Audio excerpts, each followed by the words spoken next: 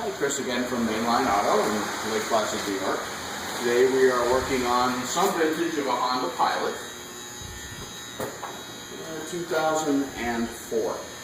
This is one of those jobs that presents its own little set of difficulties. Car came in, overheating, leaking antifreeze. So after a diag, it needs a radiator. What happens on these, if we'll come over here, is they basically rot along the bottom edge of the radiator. Well, with this particular car, if we come over here to the new radiator setup, you'll see that there's actually parts bolted to the radiator. These are supposed to be able to be removed in the car. Unfortunately, most of the time these bottom bolts rot and you can't get them out, which means you can't remove the fans. At that point, you have a couple of options. You can remove the bottom radiator support, which bolts on, and try and drop the radiator through the bottom, or you can use the method that I use, which is you actually just cut the radiator support with a cut-off wheel and then weld it back together. This isn't an option for people, obviously, who don't weld or don't have a welder, but it makes it simple. It gives you enough room to be able to get this out. The reason you can't take it out the front is you have an air conditioning condenser in the front here, which you would have to remove the bumper to be able to get that to give you enough room to get this whole support out. In any case, this is also one of those jobs that it's kind of hard to it's difficult to explain to the customer why you're doing what you're doing.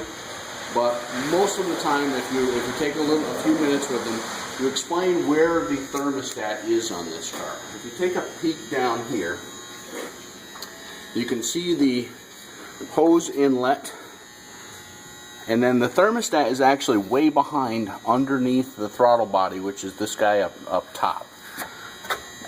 I recommend that you do these two jobs at the same time, along with replacing all the hoses, because the hoses also are way underneath here. There's barely enough room to work on this car on the best of days. So if you have to replace this thermostat after you've already done all the radiator and all that kind of nonsensical stuff, then you really have to redo the job.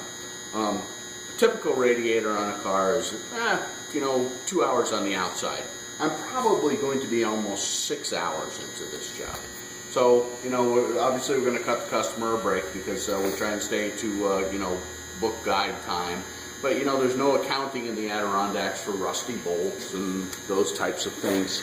It was fortunate that we had chosen to do this, because if you look at the radiator hose that I removed, this is the inside underneath the throttle body, and you can see that this has been leaking, and this clamp is almost rusted through. So this would have gone next, and this car I would have seen this car, in another month or two for the same issue, and I would have looked pretty stupid. Now I look like a genius. Chris, Mainline Auto. Thank you very much.